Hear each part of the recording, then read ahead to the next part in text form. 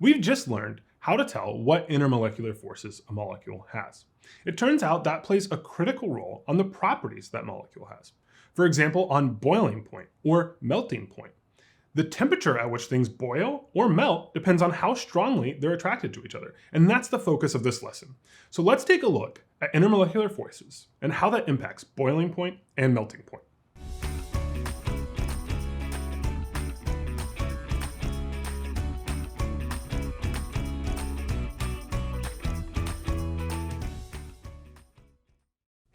Why is water a liquid at room temperature?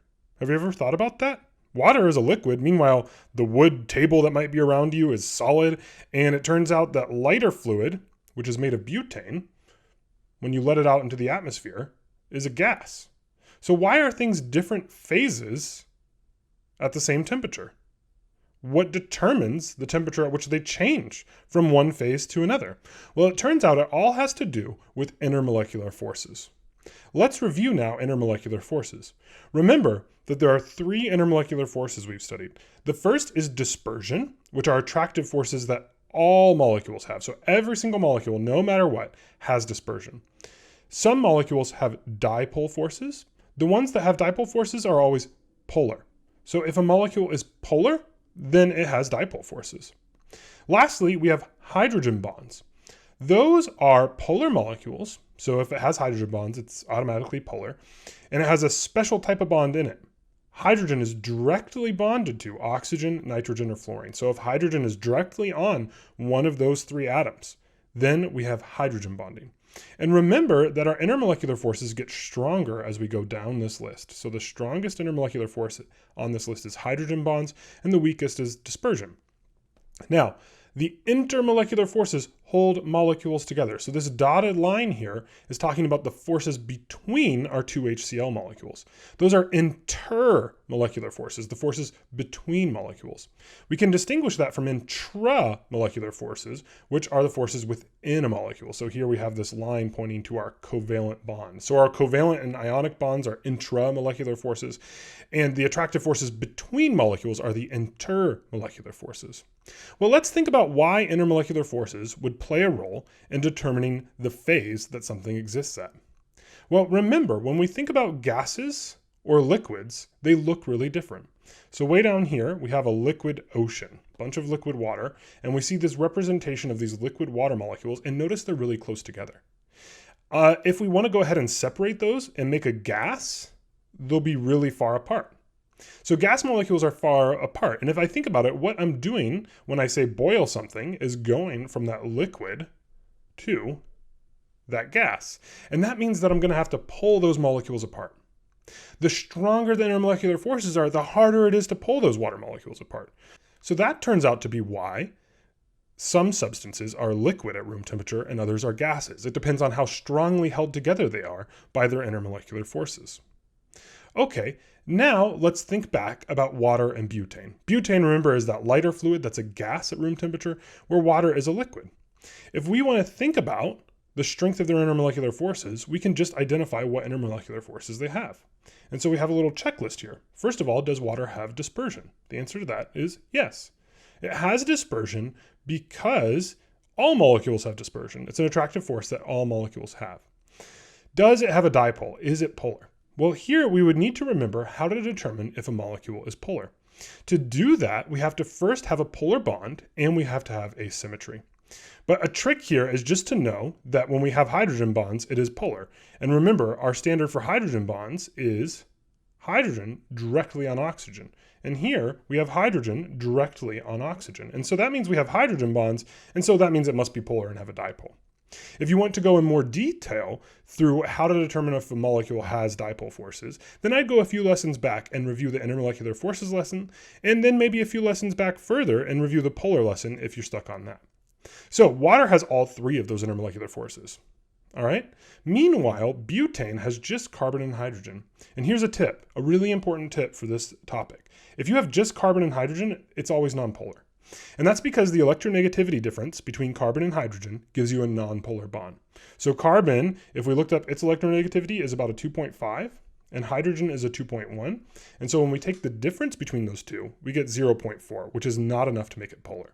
So when I look at butane, it has dispersion forces, because all molecules do, but it doesn't have dipole or hydrogen bonds. So which one of these has stronger intermolecular forces? Well, water does. Stronger.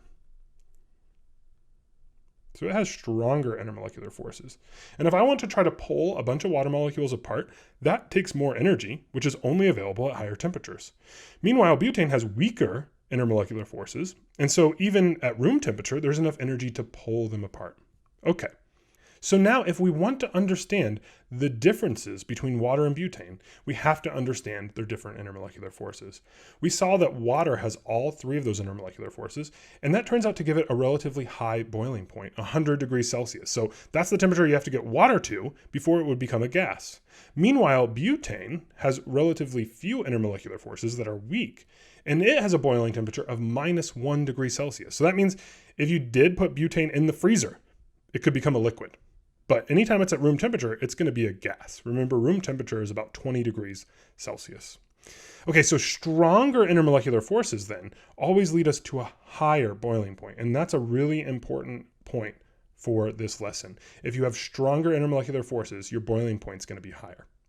Okay, now there's more to the discussion of boiling point than just this, because two things sometimes just have the same intermolecular forces. So let's consider, for example, gasoline, like you put in your car, and butane.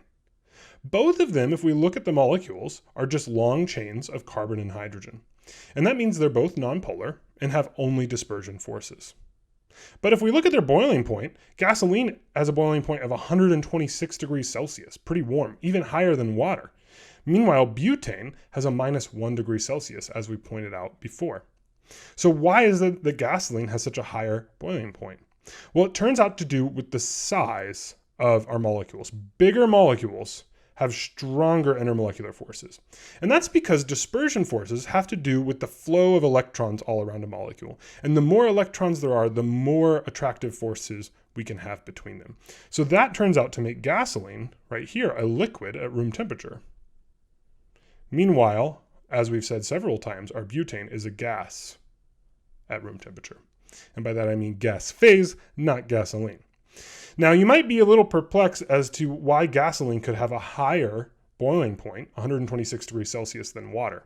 And just remember, when we're ordering things in terms of their boiling point based off of intermolecular forces, we're just talking about rules of thumb.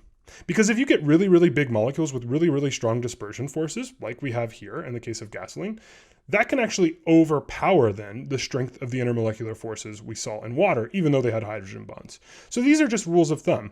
If you actually want to know what will happen in all cases, you have to go test it in the lab. So what we're thinking about then is, in general, how can I understand the relationship between a molecule and its boiling point? That same relationship, that same sort of relationship exists for melting point. And that is that stronger intermolecular forces lead to higher melting points. So if I have hydrogen bonds, that tends to be a stronger intermolecular force that's harder to pull apart. And so water has a relatively high melting point compared to other substances. It's a solid if you go below 0 Celsius. So boiling point and melting point follow the same pattern. If you have stronger intermolecular forces, then you have a higher melting point and a higher boiling point. Let's use what we've learned to solve a few problems. In this problem, we're asked to put the following molecules in order of increasing boiling point. Okay, let's do that. What are the steps?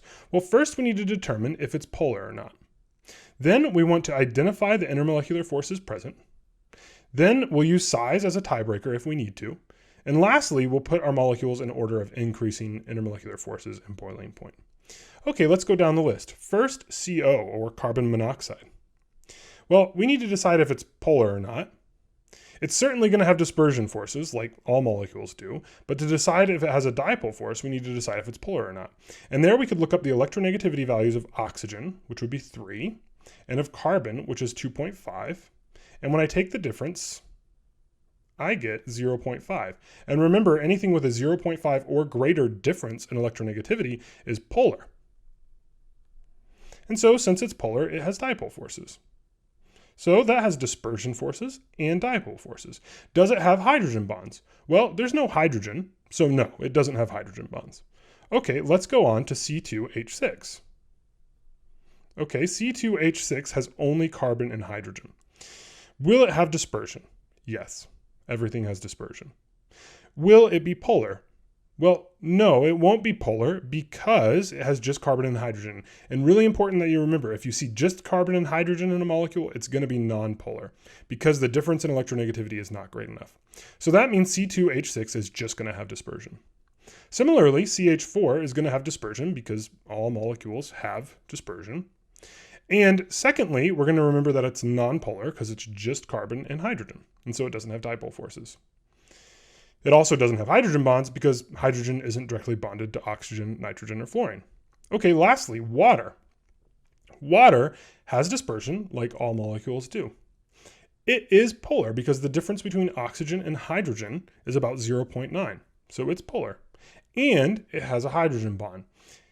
If we look at hydrogen in this molecule, it's directly bonded to oxygen. So it has dispersion, dipole, and hydrogen bond. All right, so now we can put those in order of increasing intermolecular forces. All right, what has the highest intermolecular forces? Well, water does because it has all of them. So we're going to put that fourth. It's going to be last in our list. It has the highest. Okay, what's next? Well, carbon monoxide has dispersion and dipole, so it's going to be third. How do we decide the tiebreaker between C2H6 and CH4? Well, remember, when we have identical intermolecular forces, we break the tie by using their size. And so in this case, C2H6 is bigger because it has more carbon and more hydrogen. So since it's bigger, it's going to have stronger intermolecular forces. And so that means it's going to be second. And CH4 will have the weakest intermolecular forces. And so if I think about writing this in order, I would write CH4, that has the weakest intermolecular forces and the lowest boiling point. C2H6 is next. Then we have carbon monoxide. And lastly, we have H2O. That's going to have the highest intermolecular forces and the largest boiling.